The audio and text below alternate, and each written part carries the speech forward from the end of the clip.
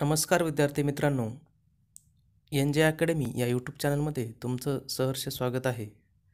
मित्रांनो, आज आपण महाराष्ट्रातील नदी प्रणाली यावरती आतापर्यंत जे जे प्रश्न येऊन गेलेले आहेत ते सर्व प्रश्न आज आपण पाहणार आहोत. त्यामुळे मित्रांनो, व्हिडिओ तुम्ही नक्की शेवटपर्यंत पाहायचा आहे, कारण तुम्हाला माहिती आहे की बहुतेक प्रश्न हे रिपीट होत असतात. पंचगंगा आणि कृष्णा या नद्यांच्या संगमावर टिंबटिंब वसलेले आहे.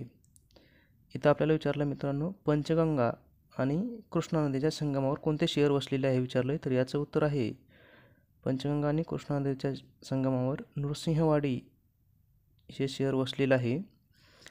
आणि हे कराड शहर पर्यायामध्ये दिलेलं आहे. कराड आहे कृष्णा आणि कोयनेच्या संगमावरती कराड शहर वसलेलं आहे. पुढचा प्रश्न आहे, कोयना धरणातील जलाशय टिंबटिंब या नावाने ओळखले जाते. तर मित्रांनो, कोयना धरणातील जलाशय शिवसागर या नावाने ओळखला जातो. आणि दुसरा पर्याय आपल्याला नाथसागर, तर नाथसागर हा जायकवाडी धरणावरील जलाशय आहे. खालीलपैकी कोणत्या एका गटातील नद्या पश्चिम घाटात उगम पावून पश्चिमेकडे जातात? इथं आपल्याला विचारलं आहे, खालील गटातील नद्यापैकी पश्चिम घाटात उगम पावून पश्चिमेकडे वाहणाऱ्या नद्या कोणत्या, असा गट विचारला आहे. तर आपण पाहूया आता त्या नद्या कोणत्या आहेत. तर मित्रांनो, पहिल्या पर्यायात आपल्याला दिले तापी, सावित्री, काळू. तर तापी नदी पश्चिम वाहिनीच आहे. त्या तिन्ही नद्या पश्चिम वाहिनी आहेत, पण तापी नदी ही पश्चिम घाटात उगम पावत नाही, तर ती मध्य प्रदेशमध्ये उगम पावते, त्यामुळे हा उत्तर नाही आहे. पुढचा पर्याय आपल्याला सावित्री, काळू, उल्हास. मित्रांनो, या तिन्ही नद्या पश्चिम घाटात उगम पावून पश्चिमेकडेच जातात, म्हणजे अरबी समुद्राला जाऊन मिळतात, त्यामुळे आपलं बरोबर उत्तर आहे हे सावित्री, काळू, उल्हास. पुढचा प्रश्न आहे, गोदावरी व भीमा या नद्यांची खोरी कोणत्या पर्वतरांगेने वेगळी झाली आहेत? गोदावरी आणि भीमा नद्यांची जी खोरी आहेत ही कोणत्या पर्वतरांगेने वेगळी झाली आहेत असं विचारलं आपल्याला. तर याचं उत्तर आहे मित्रांनो, हरिश्चंद्र बालाघाट. गोदावरी आणि भीमा या नद्यांची खोरी हरिश्चंद्र बालाघाट या पर्वतरांगेने वेगळी झालेली आहेत. सातमाळा अजिंठा ह्या पर्वतरांगेने गोदावरी आणि तापी नदीची खोरी वेगळी झालेली आहेत मित्रांनो. सातमाळा अजिंठाने गोदावरी आणि तापी, हे पण लक्षात असू द्या.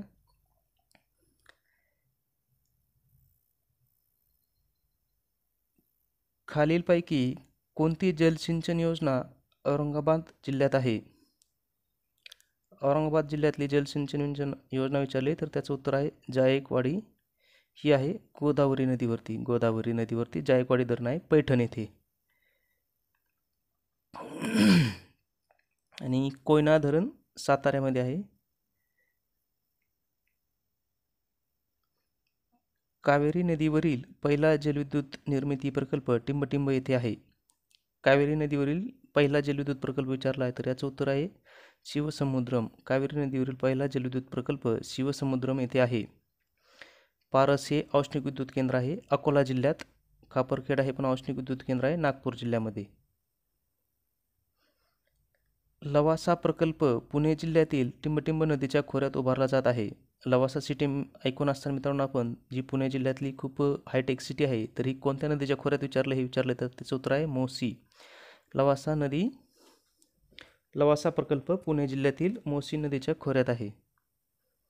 पुढचा प्रश्न आहे, महाराष्ट्रातील सर्वात जास्त लांबीची नदी कोणती? आता याचं उत्तर आहे मित्रांनो गोदावरी. महाराष्ट्रातील सर्वात जास्त लांबीची नदी गोदावरी आहे. प्रश्न क्रमांक 9, खालीलपैकी कोणत्या नदीचे खोरे कोळसा उत्पादनाच्या दृष्टीने महत्त्वाचे आहे? कोळसा उत्पादनाच्या दृष्टीने कोणत्या नदीचं खोरं महत्त्वाचं आहे असं विचारलं तर याचं उत्तर आहे वर्धा नदी. वर्धा नदीचे खोरे कोळसा उत्पादनाच्या दृष्टीने महत्त्वाचे आहे. पुढचा प्रश्न आहे, आपल्याला जोड्या लावायला सांगितल्यात. नदी आणि तिची उपनदी यांचे जोड्या लावायला सांगितल्यात. तर चला मग आता आपण पाहूया भीमा नदी. भीमा नदीची उपनदी कोणती आहे याच्यापैकी? तर भीमा नदीची उपनदी आहे इंद्रायणी. गोदावरीची उपनदी कोणती असं आपल्याला इथं पुढचा प्रश्न विचारला तर गोदावरीची उपनदी आहे वैनगंगा. त्याच्यानंतरचं कृष्णाची आहे कोयना आणि नळगंगाची गिरणा. म्हणजे मित्रांनो आपलं इथं करेक्ट उत्तर आहे अ.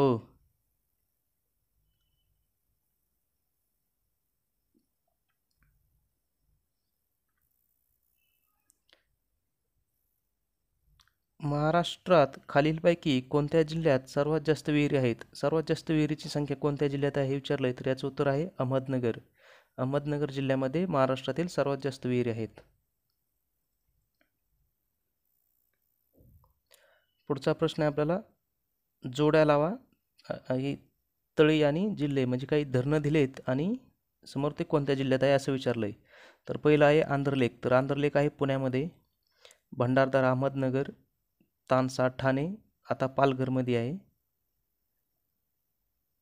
आणि नळगंगा बुलढाणा. खूप महत्त्वाचा प्रश्न आहे नळगंगा बुलढाणा. बऱ्याच वेळेस आयोगाला प्रश्न येऊन गेलेला आहे हा. नळगंगा बुलढाणा जिल्ह्यामध्ये आहे. म्हणजे याचं उत्तर आहे मित्रांनो हे 2 नंबरचा पर्याय. खालीलपैकी कोणती नदी पूर्ववाहिनी नाही?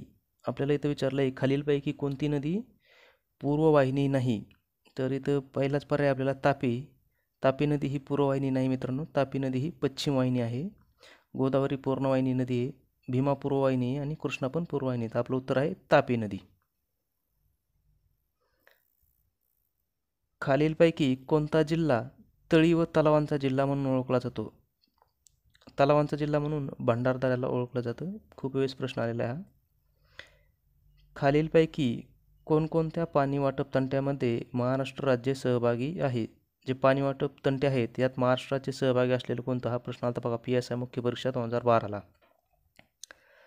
तर याचं पहा, कृष्णा नदी हा जो पाणी वाटप तंटा आहे याच्यात महाराष्ट्र आहे. महाराष्ट्र आणि कर्नाटक राज्यात हा पाणी वाटप तंटा आहे.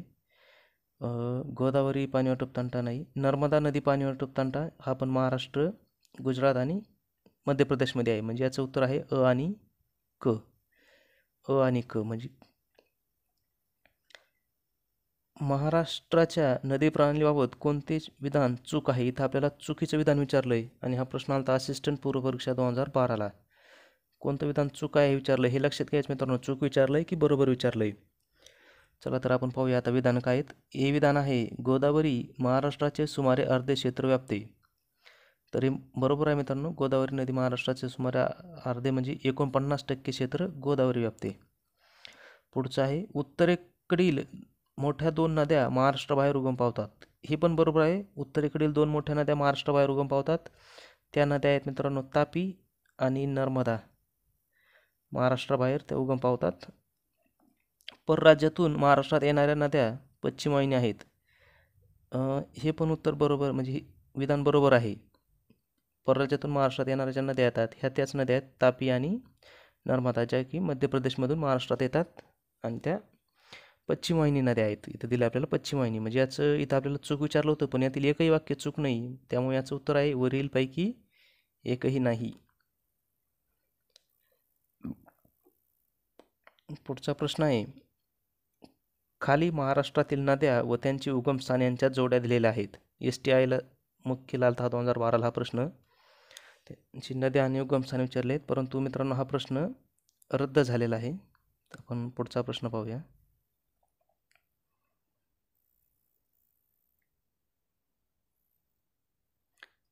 पुढचा प्रश्न आहे जोड्या लावा. असिस्टंट पूर्व परीक्षा 2012. नदी आणि नदीचं उगमस्थान विचारलं आहे. तर गोदावरी नदीचं उगमस्थान त्र्यंबकेश्वर आहे, माहीतच आहे तुम्हाला. भीमा नदीचं भीमाशंकर, कृष्णाचं महाबळेश्वर आणि पूर्णाचं गाविलगड. म्हणजे याचं उत्तर आहे मित्रांनो हे 2 नंबरचा पर्याय याचं उत्तर आहे.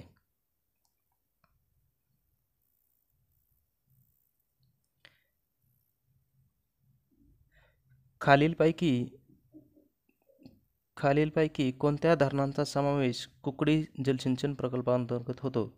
कुकडी जलसिंचन प्रकल्पाअंतर्गत कोणत्या धरणाचा समावेश होतो असं विचारलं आहे. तर कुकडी जलसिंचन प्रकल्पामध्ये 5 धरणं आहेत मित्रांनो, आणि हे 5 आहेत येडगाव, माणिकडोह, पिंपळगाव जोगे आणि वडज आणि ढिंबे. तर याचं उत्तर आहे हे. उत्तरेकडून दक्षिणेकडे खालीलपैकी कोणत्या नद्यांचा क्रम बरोबर आहे? महाराष्ट्रात आपल्याला उत्तरेकडून दक्षिणेकडे नद्यांचा क्रम विचारला आहे.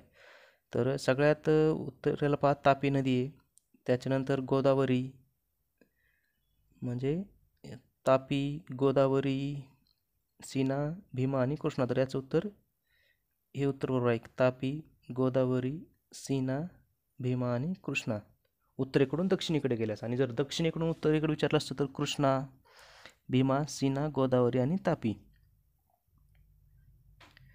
महाराष्ट्रातील खालीलपैकी कोणती नदी जवळपास उत्तरेकडून दक्षिणेकडे वाहते? उत्तरेकडून दक्षिणेकडे वाहणारी नदी विचारली आपल्याला. उत्तरेकडून दक्षिणेकडे कोणती नदी वाहते? तर ही नदी आहे वैनगंगा. ही नदी उत्तरेकडून दक्षिणेकडे वाहते. आणि आणखीन एक नदी आहे वर्धा, पण आता आपल्या इथं वर्धा पर्यायात नाही आहे. तर वर्धा, वैनगंगा या दोन नद्या अशा आहेत महाराष्ट्रातल्या की ज्या उत्तरेकडून दक्षिणेकडे वाहतात.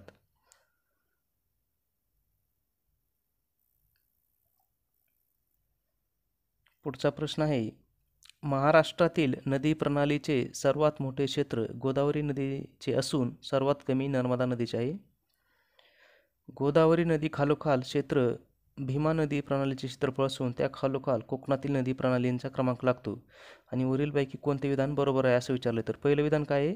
गोदावरीचे क्षेत्र सर्वात मोठे असून सर्वात कमी नर्मदाचे लागतं. तर हे उत्तर हे पहिलं विधान बरोबर आहे.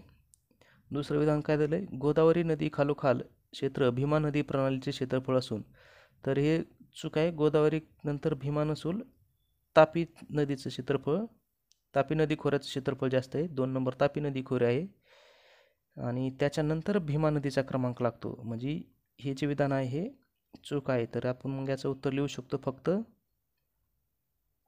अ बरोबर आणि ब चूक. म्हणजे 2 नंबरला इथे दिले पहा, अ बरोबर आणि ब चूक.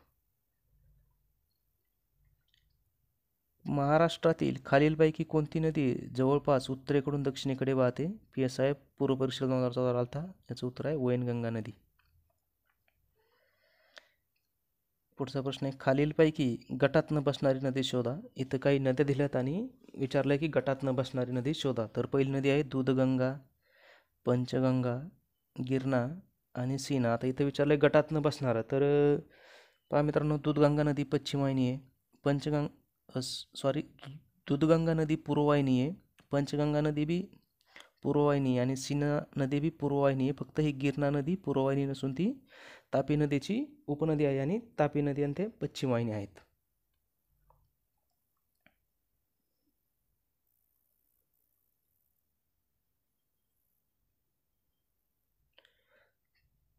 पुढचा प्रश्न आहे, पुढील 2 विधानापैकी कोणते योग्य आहे? योग्य विधान असलेलं विचारलंय. STI मुख्य परीक्षा 2014ला हा प्रश्न आलता. त्याचं उत्तर आहे, ते विधान पाहू आपण आता. महाराष्ट्राच्या पश्चिमेकडे वाहणाऱ्या नद्यांचा क्रम उत्तरेकडून दक्षिणेकडे दमणगंगा, उल्हास, वैतरणा, वशिष्ठी, सावित्री आणि कर्ली असा आहे. पश्चिमेकडे वाहणाऱ्या ज्या नद्या आहेत म्हणजे कोकणात वाहणाऱ्या नद्या, यांचा क्रम आपल्याला विचारला उत्तरेकडून दक्षिणेकडे.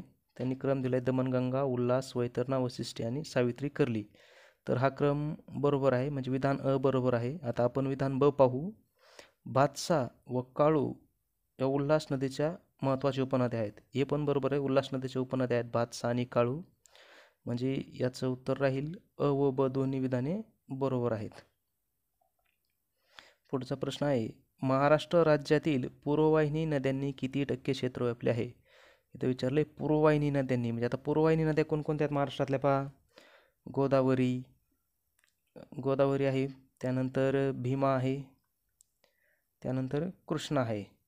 म्हणजे गोदावरी, भीमा, कृष्णा आणि विदर्भातल्या ज्या गोदावरीच्या उपनद्या आहेत त्यांनी व्यापलेलं क्षेत्र विचारलं आहे. तर त्याचं उत्तर आहे मित्रांनो 69%. महाराष्ट्रातील 69% क्षेत्र पूर्ववाहिनी नद्यांनी व्यापलेलं आहे. पुढचा प्रश्न आहे, ब्रह्मगिरी पर्वतात उगम पावून पूर्वेकडे 1450 किमी वाहत जाऊन बंगालच्या उपसागराला खालीलपैकी कोणती नदी मिळते?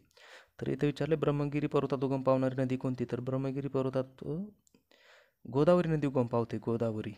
आणि आपल्याला पर्यायामध्ये गोदावरी हा पर्याय दिलेला नसल्यामुळे आपण याचं उत्तर लिहू शकतो यापैकी एकही नाही. कारण तापी नदी मध्य प्रदेशमध्ये उगम पावते, नर्मदा नदी मध्य प्रदेशमध्ये आणि कृष्णा नदी महाबळेश्वरला उगम पावते मित्रांनो. आणि ब्रह्मगिरीला उगम पावणारी आहे गोदावरी नदी. पुढचा प्रश्न पाहूया आपण.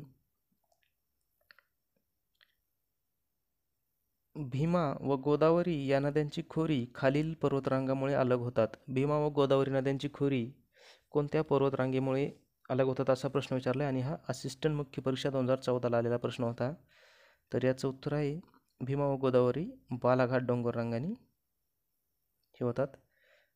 ही शंभू महादेव डोंगररांग आहे यांनी भीमा व कृष्णा,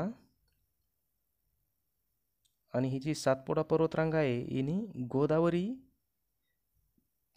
तापी आणि गोदावरीचे वेग म्हणजे जे यांचं नद्यांचे खोर आहेत हे अलग होते.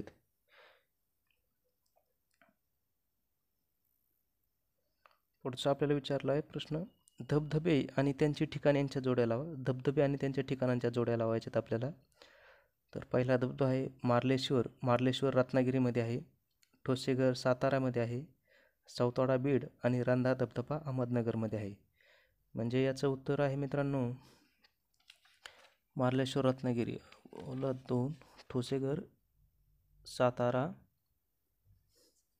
म्हणजे हा 4 नंबरचा जो पर्याय आहे हा याचं उत्तर आहे, आन्सर आहे.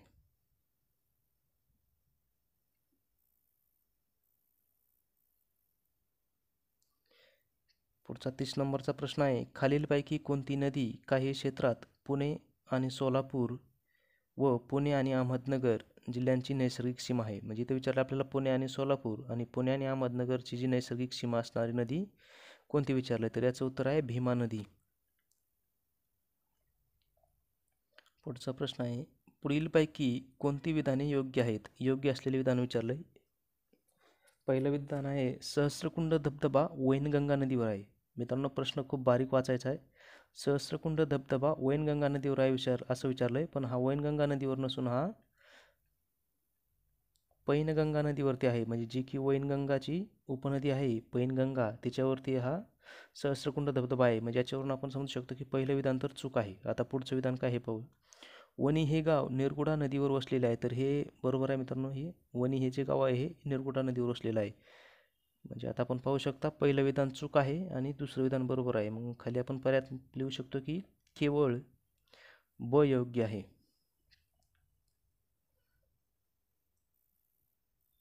पुढचा प्रश्न आहे, उत्तरेकडून दक्षिणेकडे रत्नागिरी जिल्ह्यातील नद्यांच्या खालीलपैकी कोणता क्रम बरोबर आहे. उत्तरेकडून दक्षिणेकडे रत्नागिरी जिल्ह्यातील नद्या विचारल्यात. उत्तरेकडून दक्षिणेकडे रत्नागिरी जिल्ह्यातील नद्यांचा क्रम विचारला आहे. तर हा क्रम आहे मित्रांनो सावित्री, भारजा, जोग, वसिष्ठी. म्हणजे सावित्री, भारजा, जोग, वसिष्ठी या नद्या विचारल्या आहेत आणि यांचा क्रम पण असाच आहे, सावित्री, भारजा, जोग आणि वसिष्ठी. म्हणजे 1 नंबरचं उत्तर बरोबर आहे. पुढचा प्रश्न आहे, पूर्णा नदी प्रकल्पांतर्गत पूर्णा नदीवर बांधलेली 2 धरणे कोणती. जी पूर्णा नदी आहे म्हणजे ही दक्षिण पूर्णा म्हणतात तिला. दक्षिण पूर्णा ही गोदावरीची उपनदी आहे. याच्यावरती 2 धरणं बांधलेली आहेत. तर ती कोणती आहे असं विचारतात. म्हणजे पूर्णा नदी प्रकल्पांतर्गत तर याचं आहे येलदरी व सिद्धेश्वर. येलदरी व सिद्धेश्वर ही 2 धरणं आहेत. येलदरी धरण आहे हिंगोली जिल्ह्यामध्ये, हिंगोली, आणि सिद्धेश्वर आहे परभणीमध्ये.